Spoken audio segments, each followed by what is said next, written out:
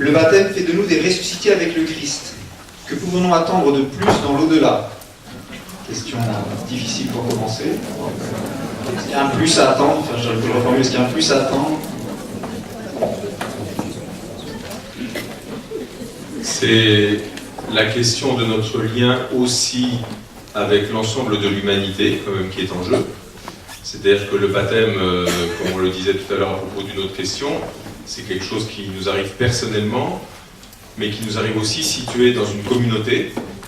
C'est-à-dire que nous ne sommes pas les seuls baptisés, déjà pour commencer, et que d'autre part, c'est une communauté qui elle-même, et nous par conséquent, est située aussi dans le monde et dans son histoire.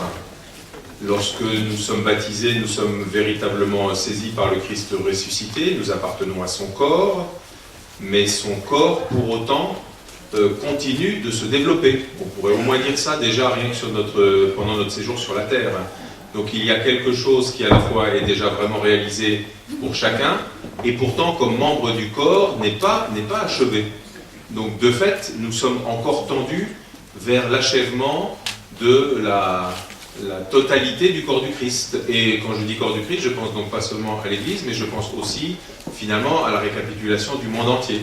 Donc effectivement, dans le baptême, il y a encore la trace d'une attente, d'une tension, dont on pourrait dire qu'elle est aussi celle du Christ, pas comme le Christ lui-même, mais le Christ comme tête de son corps, ce qui est inséparable tout de même.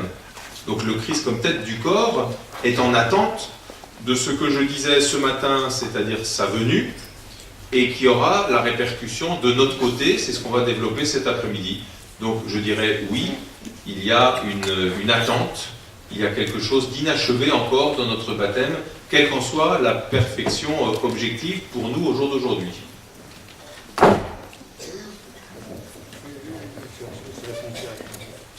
J'ai une question autour de la relation.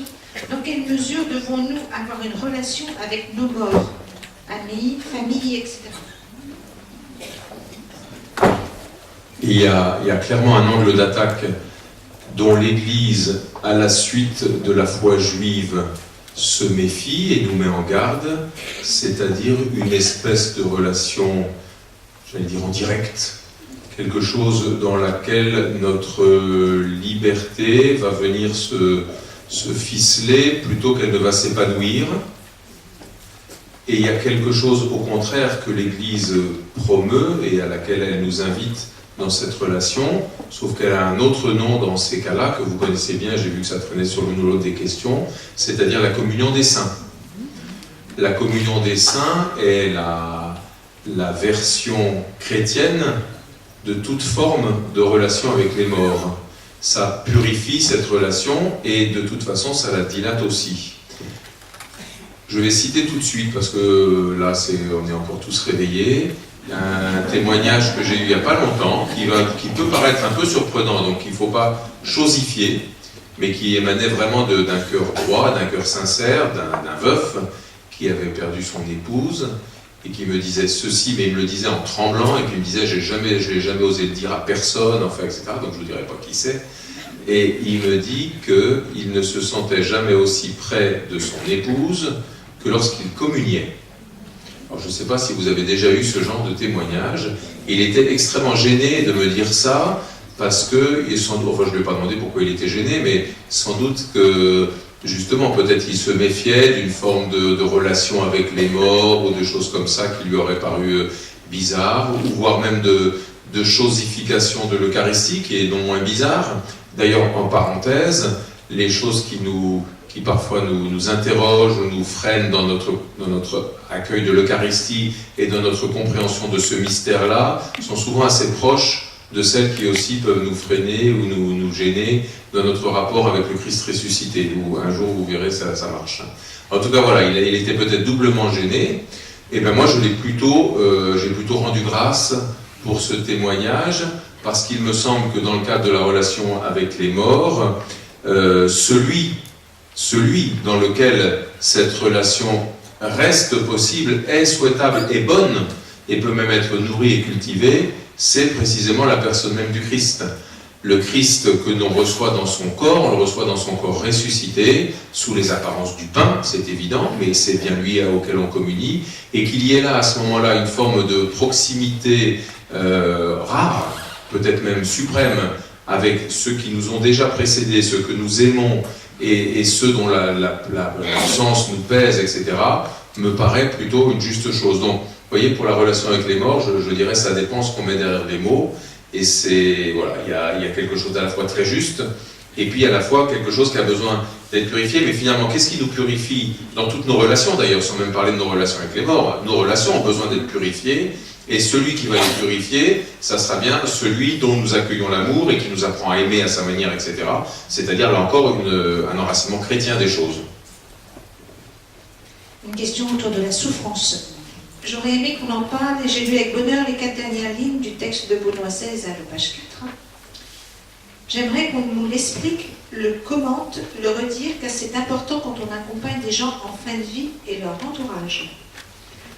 Oui, ben merci aussi de toute façon pour toutes les questions. Merci. Pour celle-là en particulier, j'étais un peu frustré moi-même de ne pas pouvoir terminer ce que j'avais prévu pour ce matin, mais bon, il fallait être raisonnable aussi d'un point de vue horaire.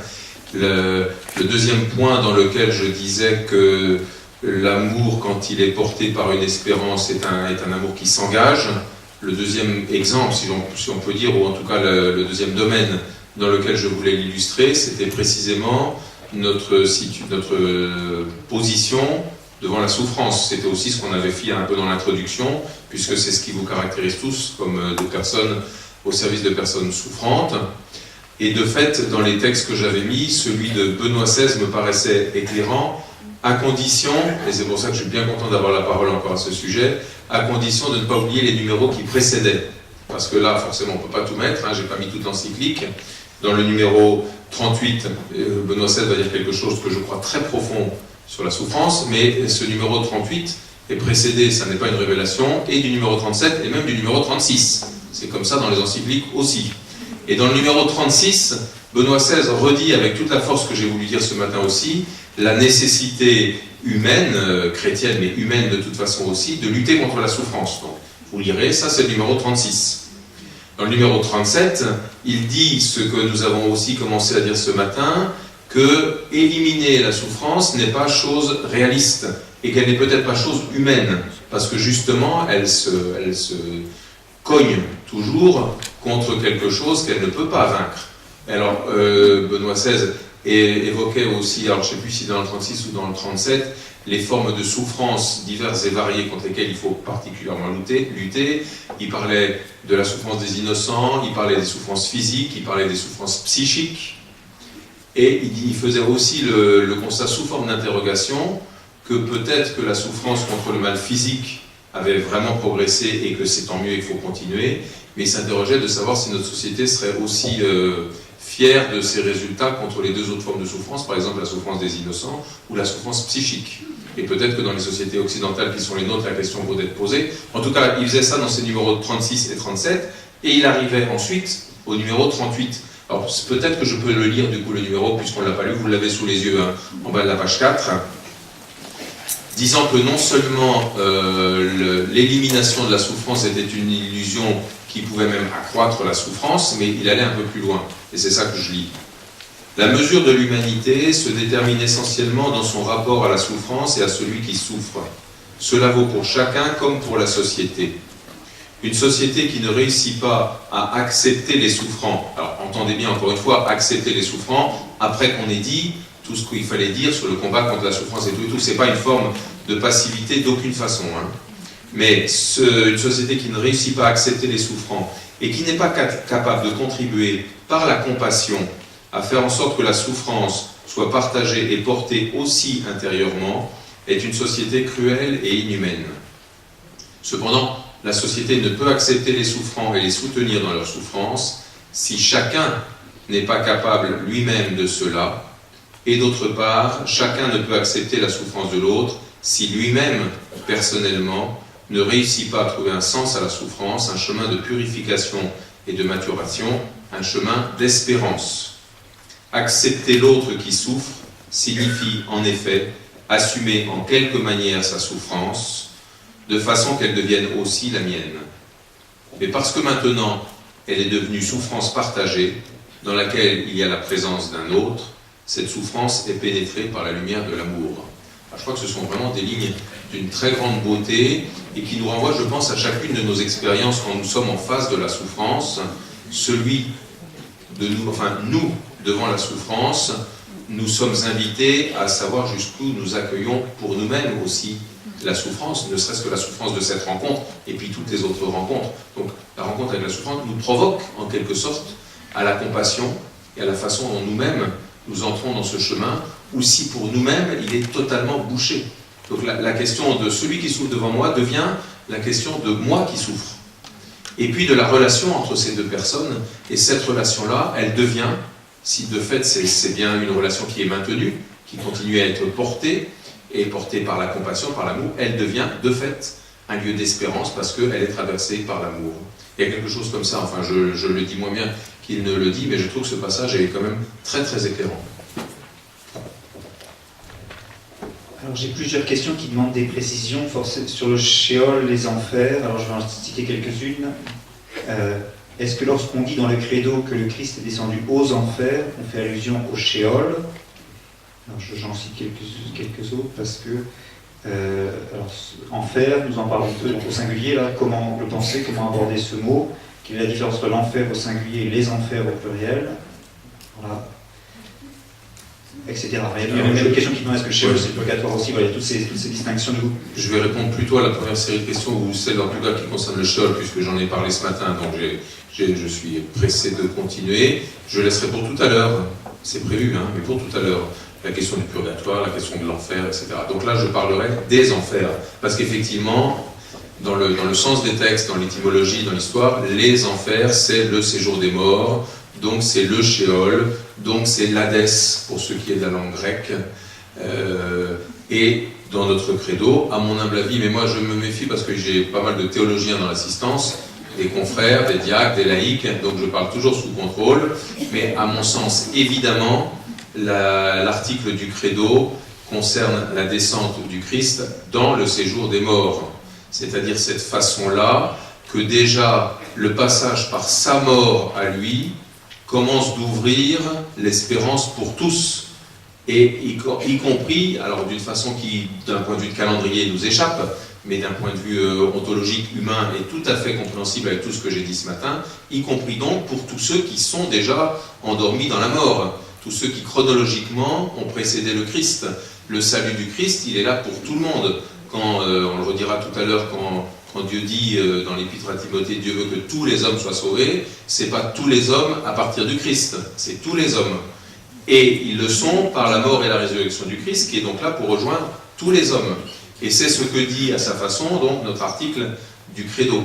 Il parle de la descente du Christ au séjour des morts, pour leur annoncer, et pour pas seulement leur annoncer, mais leur manifester, j'allais dire en personne, à eux aussi, ce qu'est cette résurrection à laquelle il les invite. Alors, je crois que vous l'avez déjà dans votre dossier, donc vous avez peut-être déjà jeté un coup d'œil dessus, et puis sinon il y en a une autre ici.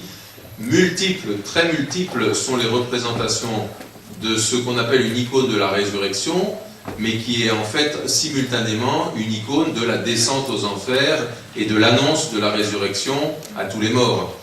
C'est le cas de l'illustration que vous avez sous les yeux sur votre feuille, c'est le cas de l'icône qui est ici et de tant d'autres. Alors ça, c'est la descente au Sheol, c'est la descente au séjour des morts, c'est-à-dire que enfin cette ignorance, et puis cette ignorance portée dans la patience, pas toujours facile de porter son ignorance dans la patience, hein, mais voilà, de quelle façon cette ignorance-là s'est laissée rejoindre par la vie plus forte que la mort. Alors une série de questions autour de comment donner une lumière d'espoir à toute personne qui nie l'existence de Dieu, comment trouver les mots pour faire partager à la personne en pleine vie et non croyante son espérance dans la vie future de la résurrection. Moi, je dirais la réponse que moi je dis comme ça, mais encore une fois, vous avez compris, encore plus maintenant où c'est des jeux de questions-réponses, je dis ma parole, c'est tout. Hein. Et justement, je le dis en passant par des mots qui sont les miens dans une situation donnée. C'est pas du tout la même chose de parler de l'au-delà, comme je vous l'ai dit ce matin, devant une assemblée si nombreuse et attentive soit-elle, que dans une chambre d'hôpital, ça c'est clair. C'est pas la même chose d'en parler avec des gens dont on présuppose pour la plupart qu'ils sont membres de l'Église, qu'ils cherchent aussi à nourrir leur foi, leur charité par la foi et tout ce qu'on veut. Et puis dans une chambre d'hôpital où, encore une fois, d'abord parfois on le sait, puis parfois on le sait même pas. Puis parfois on ne pourra jamais le savoir, qu'est-ce qu'il y a exactement dans le cœur de celui qui est en face de vous. Donc je suis à la fois très confiant sur le pouvoir des mots en tant que tel, parce que sinon je ne serais même pas venu ce matin, et en même temps très réaliste sur leur très grande fragilité et leur difficulté aussi, enfin la difficulté qu'on a de trouver les bons au bon moment. Je crois que je suis à peu près incapable, en fait je suis à peu près incapable de répondre à cette question. Voilà, je suis incapable. Il y a une relation qui s'est nouée. Est-ce que c'est quelqu'un que vous connaissez pour la première fois? Quelqu'un qui est conscient? Il y a trop de paramètres. Et quand bien même j'aurais l'illusion de penser avoir tous les paramètres de la relation, ce serait une illusion. Parce que la relation, heureusement, va déborder la totalité des paramètres par laquelle on prétendrait la résumer. Il y a quelque chose de vital. Ce que je crois quand même, pour ne pas rester complètement sans rien, ce que je crois quand même, c'est que plus l'espérance de celui qui vient comme ça visiter un malade non-croyant, désespéré, etc., plus son espérance à lui est juste, est profonde, est juste, est située véritablement dans le Christ ressuscité, mieux en théorie ça vaudra. Mais ça ne veut pas dire que ça se traduira par des mots différents, ça veut... Voilà, mais donc j'aurais tendance à renvoyer un peu la question en disant cultivez vous-même l'espérance maximale et puis confiez-vous à la grâce de Dieu et priez l'Esprit Saint.